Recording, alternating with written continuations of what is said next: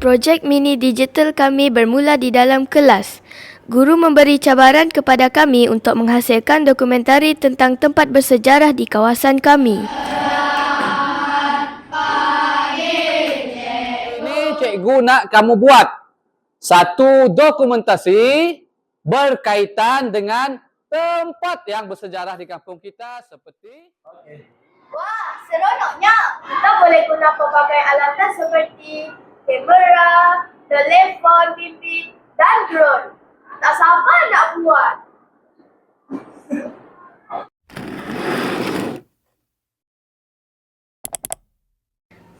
Kami memulakan projek dengan mencari maklumat melalui buku di pusat sumber sekolah.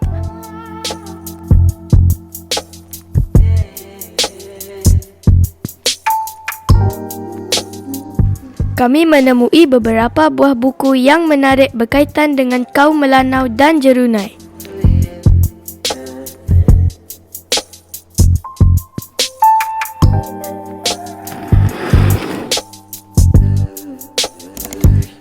Seterusnya, kami melawat sendiri Jerunai Puteri untuk membuat rakaman video. Kami membawa kamera dan mikrofon untuk membuat rakaman video. Kami juga membawa tablet untuk mencatat maklumat yang diperolehi.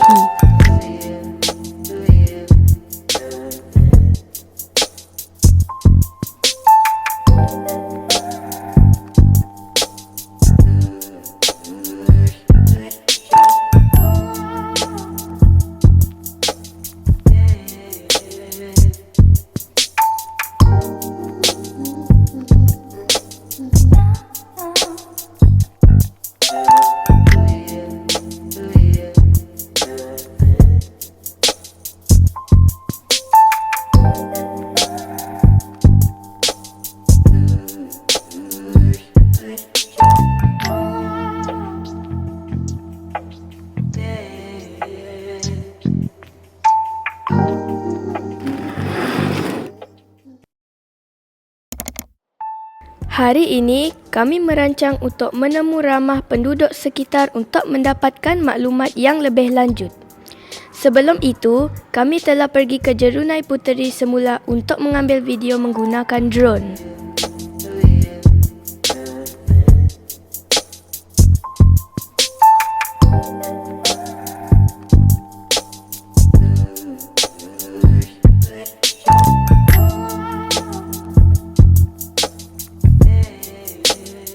Kami disambut oleh Encik Sebastian, iaitu pengerusi 7 Norkala. Beliau sangat pakar dan mempunyai banyak cerita menarik tentang warisan masyarakat Melanau yang ingin dikongsikan.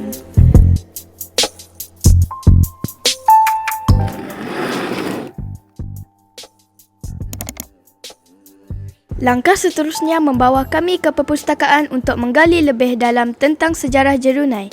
Di sini, kami berpeluang melihat sendiri pameran yang mengangkat tradisi masyarakat Melanau dan keunikan Jerunai.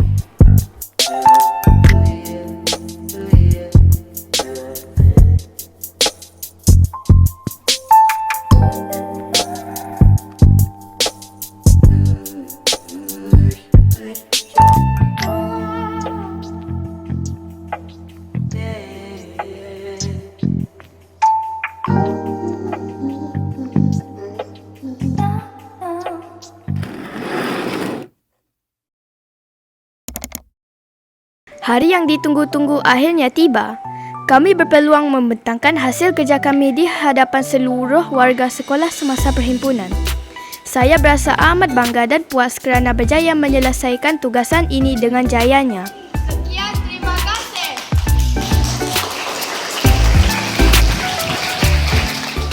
Alhamdulillah, saya berasa sangat gembira dan puas hati kerana berjaya menyiapkan dokumentasi sejarah tentang Jerunai Puteri yang terletak berdekatan dengan sekolah kami. Saya juga berbangga dapat menggunakan pelbagai alat teknologi untuk menyempurnakan hasil kerja ini. Yang paling menggembirakan, kami berpeluang untuk membentangkan hasil kerja kami semasa perhimpunan sekolah.